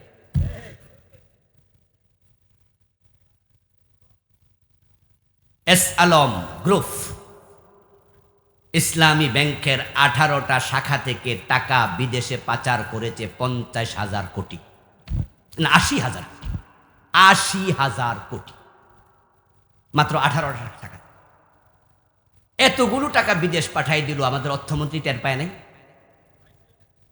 বাংলাদেশ ব্যাংকের গভর্নর টের পায় নাই, প্রধানমন্ত্রীকে ঘুমাইছিল তিনি টের পান নাই। রিক্ত আমি, সিক্ত আমি, দেবার কিছু নাই, আছে শুধু ভালোবাসা, দিয়ে গেলাম তাই। আর গতকালকে দেখে ব্যাংকের লকারে 800 কত বড়ি, 832 বড়ি স্বর্ণ। এরপরও রিক্ত আমি, সিক্ত আমি। আজীব তো। বাংলাদেশ চমৎকার একটি দেশ, এমন আবহাওয়া, এমন উর্বর ভূমি পৃথিবীর আল্লাহ কম দেশে দিয়েছে। শুধুমাত্র একটা কারণে আমরা গরিব, আমরা সৎ নেতৃত্ব পাই নাই, সৎ নেতৃত্ব পাই নাই। মালয়েশিয়া স্বাধীন হলো 1963-তে, আমরা স্বাধীন হলাম 1971-এ।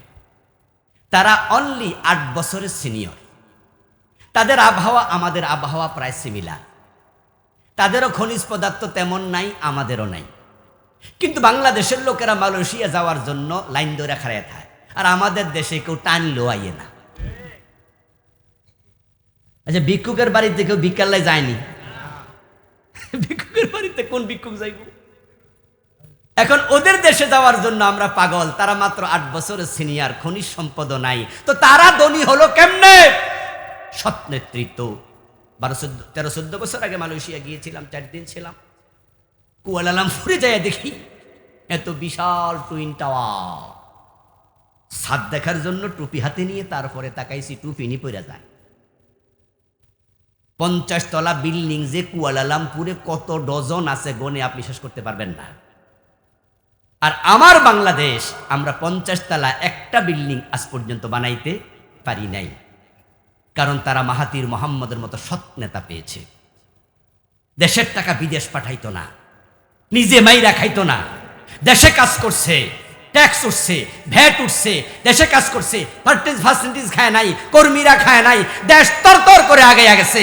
আমার বাংলাদেশ যদি আগাতে চান, সৎ নেতা বেছে নেন, দেশ সোনার বাংলা হতে বেশি দিন লাগবে না। চমৎকার এক জমিন আল্লাহ আমাদেরকে দিয়েছে। জানি না কোন কবি লিখেছিলেন, এমন দেশটি কোথাও খুঁজে পাবে না কো তুমি, সকল দেশের রানী সেজে আমার জন্মভূমি। আমি জানি না তিনি কয় দেশ সফর করে লিখছে, কিন্তু আল্লাহ আমাকে 13টার মতো দেশ আমি সফর করেছি, আলহামদুলিল্লাহ। আমেরিকা, টার্কি, এই গত কয়দিন আগে জাপানে গিয়েছিলাম। আমি দেখেছি কম্পেয়ার করে বাংলাদেশের মতো আসলে চমৎকার দেশ খুব কম। সৌদি আরবে আপনারা তো গিয়েছেন, জান নাই, অনেক হজ করতে, ওমরা করতে গিয়েছেন, দুবাইতে গিয়েছেন, কাতারে, এগুলো আমিও গিয়েছি। দেখবেন যে যেখানে গাছ আছে, গাছতলা একটা পাইপ লাইন থাকা লাগে, সকালেও পানি দেয়, সন্ধ্যাও পানি দেয়, না গাছ মরে যাবে। আর আমার দেশের মাটি সোনার চেয়েও খাঁটি।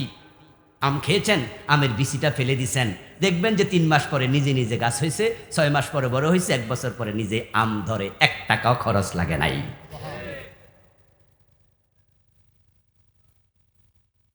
দোস্ত, আমেরিকা আজকে পৃথিবীর সবচেয়ে প্রভাবশালী দেশ, ধনী দেশ। 3-4 বছর আগে 1 নভেম্বর আমেরিকা সফর ছিল। এই অগাস্টও গিয়েছিলাম, 3 দিনের জন্য মাত্র ছিলাম। তখন আমি 10 দিন ছিলাম, শীতকাল, কনফারেন্সে গিয়েছিলাম। এত শীত, আমার নাকের সর্দি টান দিয়ে দেখি রক্ত বের হচ্ছে, মানে আমি পারছিলাম না, আমার ঠোঁট ফেটে গেছে, রক্ত বের হচ্ছে নাক দিয়ে, রক্ত জমে গেছে নাকের ভিতর। তো বাংলাদেশি ভাইদেরকে আমি জিজ্ঞাসা করলাম যে ভাই কেমনে থাকেন এই দেশে? তো এক ভাই মজা করে কয়, হুজুর শীত তো এখন আসেই নাই, শীত তো আসবে ডিসেম্বরের শেষের দিকে, জানুয়ারির ফার্স্ট উইকে। যদি থাকেন দেখবেন তখন -10, -15 বাহিরে বরফ জমে যাবে, তুষারপাত হবে। এমনও ঘটনা ঘটে 3 দিন 5 দিন লাগাতার আমরা ঘর থেকে বাইরে যেতে পারি না। রাস্তায় আমাদের গাড়িগুলো তুষারের নিচে চলে যায়, বরফের নিচে চলে যায়। 3 মাস 4 মাস আমেরিকার 10-20টা অঙ্গরাজ্য তুষারের নিচে পড়ে থাকে। আমি জিজ্ঞাসা করলাম, ওই 3 মাস ফসল হয় না? বলে গাছের পাতায় তো থাকে না, ফসল হইব কি? লাগাতার যদি বরফ পড়তে থাকে পাতা তো থাকবে না, গাছ তো এইভাবে বরফের গাছ হয়ে যায়। আমি বললাম খান কি খাবার দাবার? কোনো টেনশন নাই, খাবার জমা আছে, আমরাও বুঝি ওই সময় বরফ হবে, আর খাবার না থাকলে সরকার খাবার দিয়ে যাবে। সৌদি আরবে গরমের জ্বালায় অস্থির, মরুভূমিতে কিচ্ছু হয় না, আমেরিকার মতো দেশে 3 মাস গাছে ফল ফসল হয় না, আর সোনার বাংলা গরমও নাই শীতও নাই, এমন আবহাওয়া 12 মাস ফসল হয়।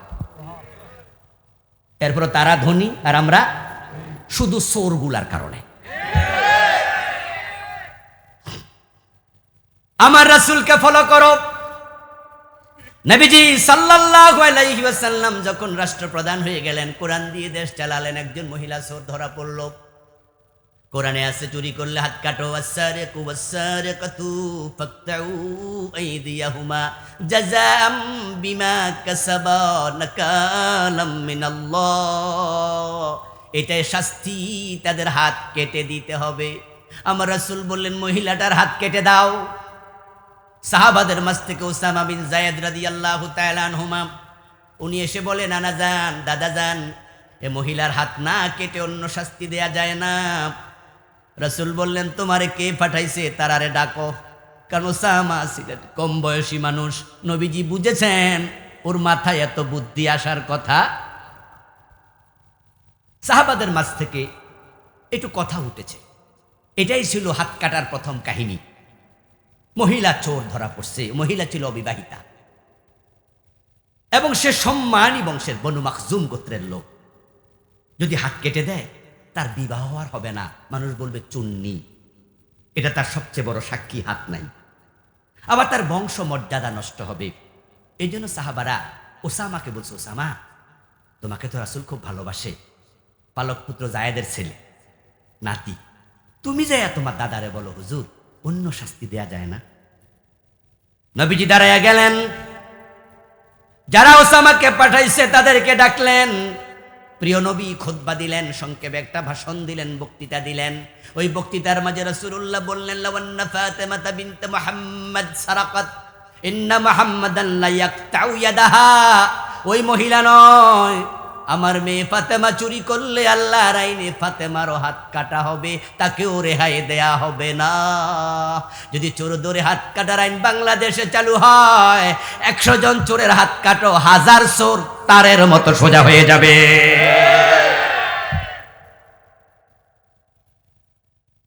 তারের মতো সোজা হবে। এখন তো আমাদের দুদক ধরে, সরকার ধরে, মঈনুদ্দিন ফখরুদ্দিনের সরকার কত বড় বড় দুর্নীতিবাজ ধরছিল, চোর ডাকাত ধরছিল, এই সবগুলো বাইরে জেলে তো নাই এখন ওরা। এই যে সব বাইরে হইয়া গেল, এগুলো আগামীতে আবার এমপি হয়ে যাব না? তার মাঝে কমপক্ষে 50% এমপি হয়ে যাবে। ওরা বড় বড় রাগব বোয়াল, ওরা এসে আপনাদেরকে আবার সবক দেবে। যদি জেলে না দিয়া ফখরুদ্দিন কোরআনের আইনে হাতটা কেটে দিত মঈনুদ্দিন, তাহলে এই বেড়ার এমপি হইতে পারতো না। কারণ সে এসে জনসভায় হাত নাড়বে কেমনে, হাতে তো নাই। সে যে চোর, এটাই তার বড় সাক্ষী। আর 10-20টা বড় বড় চোর নেতার হাত কেটে দাও, আগামী 50 বছর কোন নেতা চুরি করতে সাহস করবে না। আর চুরি বন্ধ হয়ে যাবে, তর তর করে দেশে গিয়ে। যে রাস্তায় 1 কোটি টাকা বাজেট হয়, ওই রাস্তায় যদি 80 লাখ 85 লাখ টাকা খরচ করে, 15 লাখ টাকা ব্যবসা বাণিজ্য, যারা কন্ট্রাক্টর তাদেরও তো ব্যবসা লাগবে, 15 লাখ যদি ব্যবসায় যায়, 85 লাখ খরচ করে, ওই রাস্তাটা এত মজবুত হবে 15-20 বছরে আর করা লাগবে না। কিন্তু আমরা তো 1 কোটি টাকা বাজেট হলে শুরুতে 10% শেষ, মানে 90 লাখ টাকা পাবেন, 10 লাখ টাকা যে বাজেট করছে আইসে হে আনতে 10% শেষ। এরপরে নামতে নামতে নামতে নামতে খাইতে খাইতে, আরে আপনার এলাকার রাস্তা বানাচ্ছে কন্ট্রাক্টর, কন্ট্রাক্ট পাইছে এর বাড়ি হিরো ধরেন একবারে এই নরসিংদী শহর, রাস্তা হচ্ছে পলাশ, আপনি চলবেন রাস্তা, আপনার এলাকার ফলান যে কি কইব জানেননি, কন্ট্রাক্টর সাপ একাই খাইবেন, আমরা দিবেন না।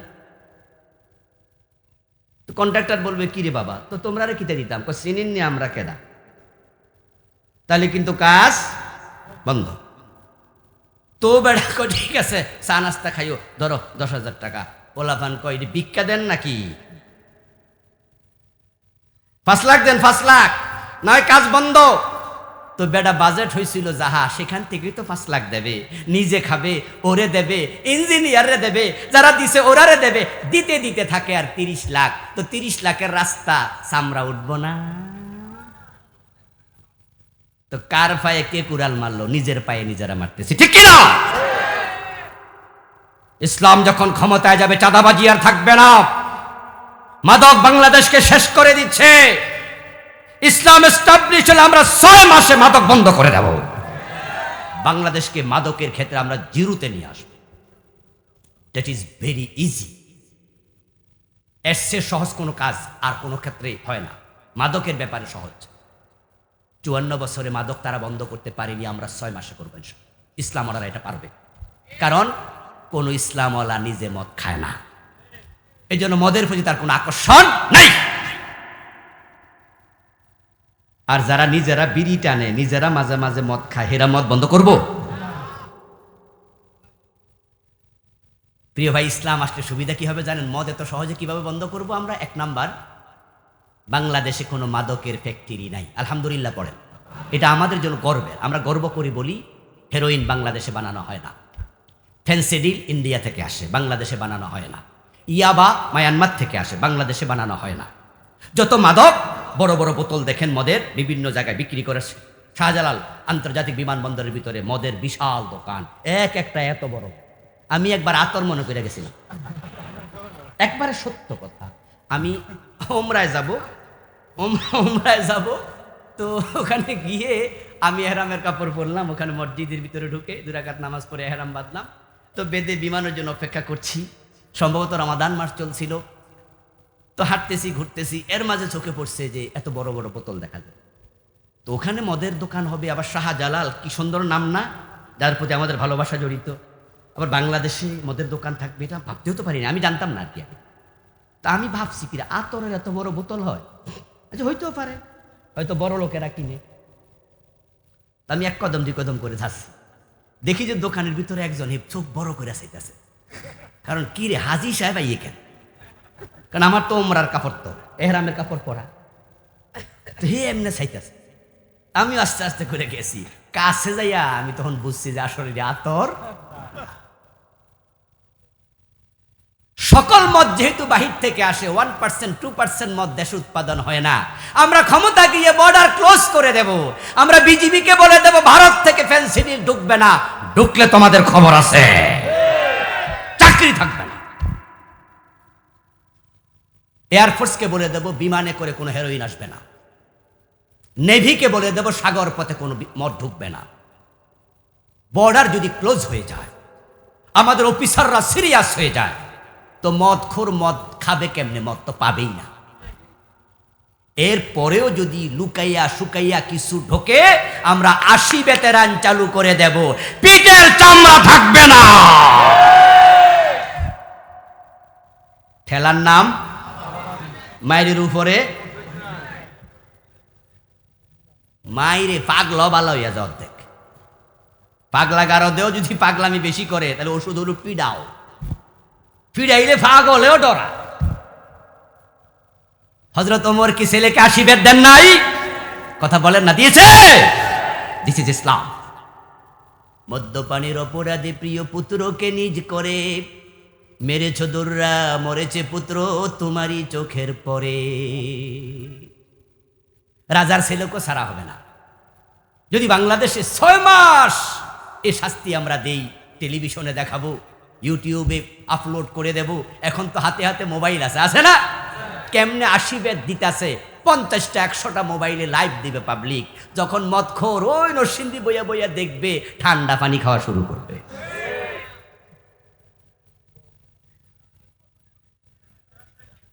প্রিয় ভাইরা, লাল পানি আর খাবে না, সাদা পানি খাবে।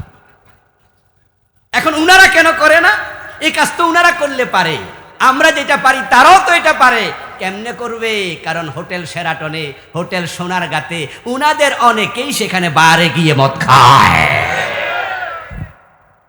ওই যে একটা টাকলা ছিল, বাকিরা আপনারা কইেন, আমি নাম কইলাম না। ওই টাকলা মিয়া মোবাইলে যে অডিওটা ফাঁস হলো, সেখানে তিনি একজন সিনেমার নায়িকাকে বলছেন যে এত নাম্বার রুমে চলে আসো, আমি আসি, যদি না আসো তাহলে পুলিশ পাড়ায় ধরে আনমু। তাহলে বোঝা গেল টাকলা রাহিয়ানা যায় শুধু মদ খায় না, মেয়ে নিয়ে ফুর্তিও করে। এই জন্য ৫৪ বছরে মাদক নির্মূলের কোনো কার্যকরী পদক্ষেপ আগেকার কোনো নেতা নেয় নাই।